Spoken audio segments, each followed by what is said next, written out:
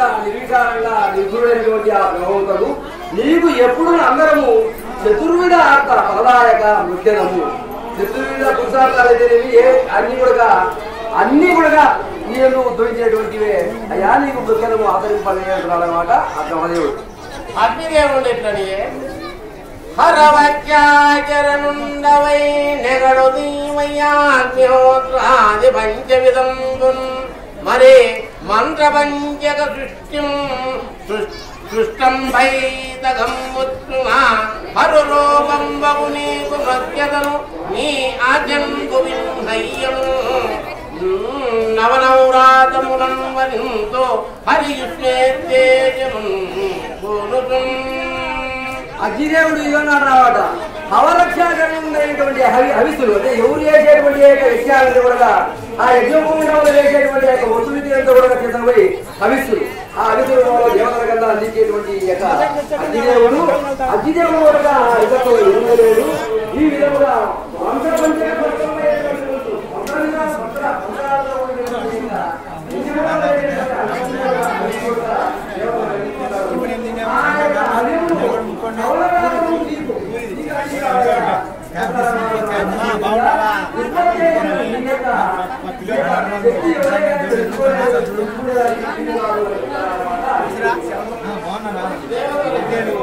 ఆడ కూర్చోకూడదు మాట్లాడి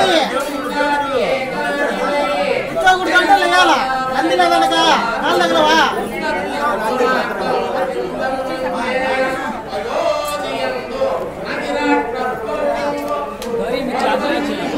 మంది ఉంటాడు ఏ శివాలయంలో కూర్చోకూడదు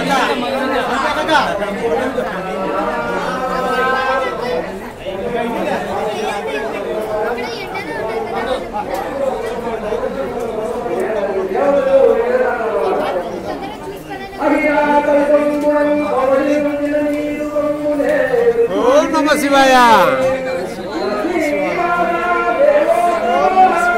ఓం నమః శివాయ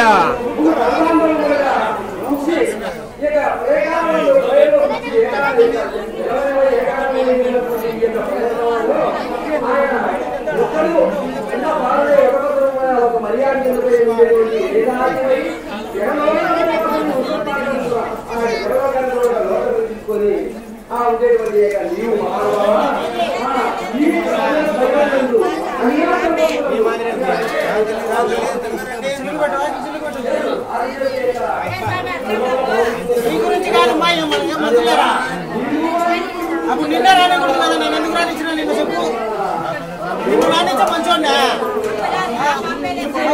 ఎవరైతే ఎందుకు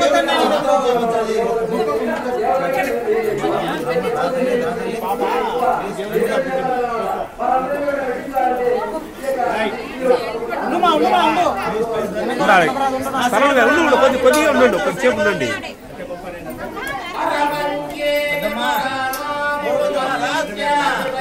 మా వాళ్ళు 200 మంది ఉన్నారు ఇక్కడ మా వాళ్ళే అంతా మా వాళ్ళే మా సొంత వాళ్ళు 200 మంది ఉన్నారు మా వాళ్ళే అందరూ మా వాళ్ళే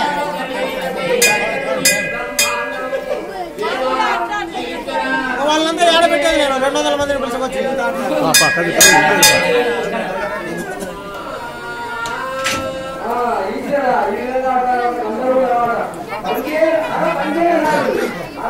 ఒకటేవయ్యా ఇక బ్రహ్మాండంలో కూడా నీతి ఉన్నటువంటి ఓ దేవా ఈశ్వర నీకు నేను మరీ మధ్యము ఓ దేవా రక్షింపుమా అనే ఈ విధంగా గంధర్వులు వేడుకుంటున్నారు అన్నమాట.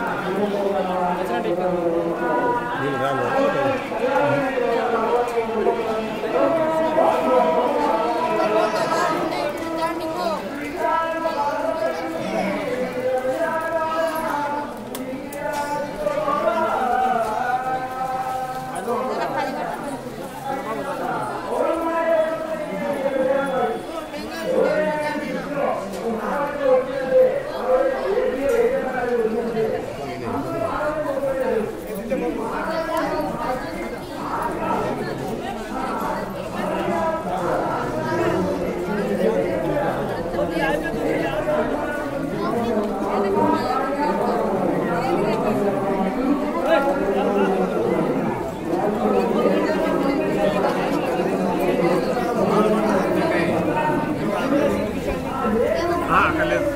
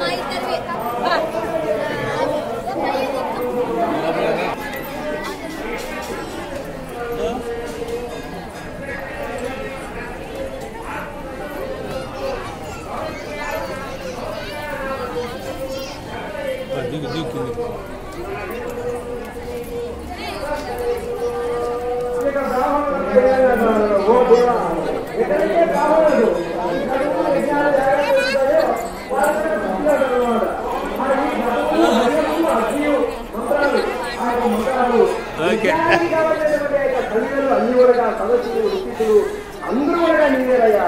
ఈ అగ్నిహోత్రము సదయు సోమము ఆ యొక్క అగ్నిహోత్రములు అగ్గి సోమం అంటే రసము, ఆద్యం అంటే నెయ్యి, పశువు నీవు, ఆ యొక్క యజ్ఞ పశువు నీవు, కొన్ని వేదమయమైనటువంటి యొక్క వేదాలు ఆ యొక్క అందగాడు కూడా ఎవరో వేదాలు దొంగలించినప్పుడు ఆ యొక్క ఆదివారాన్ని ఈ యొక్క కోరల చేత ఈ యొక్క భూమండలాన్ని దర్శించుకొని ఇచ్చినటువంటి ఓ మహానుభావ, ఈ యొక్క రసాదన కలిగినటువంటి ఈ భూమిని పైకి ఎక్కి యోగి జనులంతా కూడా సృష్టించేటువంటి ఓ మహానుభావ, యజ్ఞము నీవే, కటువు నీవే, సర్వము నీవే అయ్యా.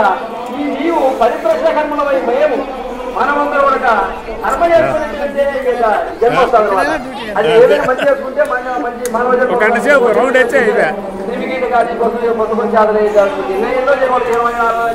జన్మలు ఎత్తాల్సిందే మానవుడు ఒకసారి అలాంటి యొక్క స్థితికి వస్తాయి. నీవు పరిప్రశ్నలమై మమ్మల్ని ఎప్పుడు కూడా నిన్ను వేడుకునేటువంటి వాళ్ళను మహా ఆకాంక్షించేటువంటి వాళ్లకు ప్రసన్నుడు అగుము. ఓ దేవా, భవదీయ నామ కీర్తంబుల వలన సకల యజ్ఞ విఘ్నంబులు నాశనము పొందు. నీ యొక్క నామ కీర్తనం వలన సకల ఏదైనా కానీ విషయాలని తొలగిపోయి అవి విషయాలని నాశనమైపోతాయ్యా. అట్టి నీకు నమస్కారము అని ఈ విధంగా బ్రాహ్మణుడు చూపిస్తారు. రాసిపెట్టుకొని ఆ చీకటికి చీకటి ఉంటే ఆ చీకటికి భయపడి తన యొక్క పంచ కానీ కడివిందు ఏదున్నాయి ఇంటి ఒట్టి చేసి అక్కడనే నూనె నిండాలంట. ఆ నూనె పోసి రాత్రి అంతా ఎరిగించి ఆ వెలుగులో భయపడితే దాక్కుని అంటుంది. తెల్లవారు పట్టుకుపోయినారు. పట్టకపోయి ఆ యొక్క పట్టును దండించి చనిపోయినారు అనమాట. చనిపోయిన తర్వాత ఈయన మళ్ళా, ఎందుకంటే ఒక్కరోజు శివాలయంలో దీపం వెలిగించినందుకే అర్యసుడు అనేటువంటి యొక్క రాజుకు నిర్విరామంగా ఆ శివాలయాలన్నీ కూడా దేవాలయాలన్నీ కూడా నిర్మించి చాలా ఖ్యాతి కలిగించాడు. తర్వాత ఆయన యక్షుడైనాడు, ఆయన కుబేరుడైనాడు. కుబేర స్థానం కల్పించినాక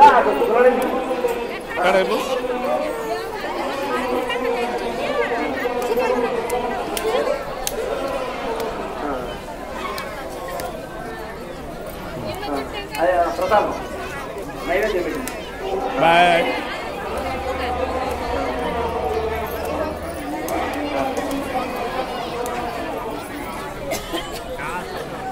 మళ్ళీ కడుపు ఆగితే నైవేద్యం.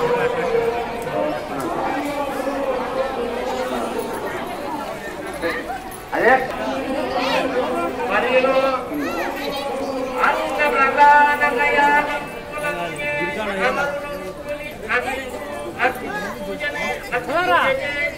ఇది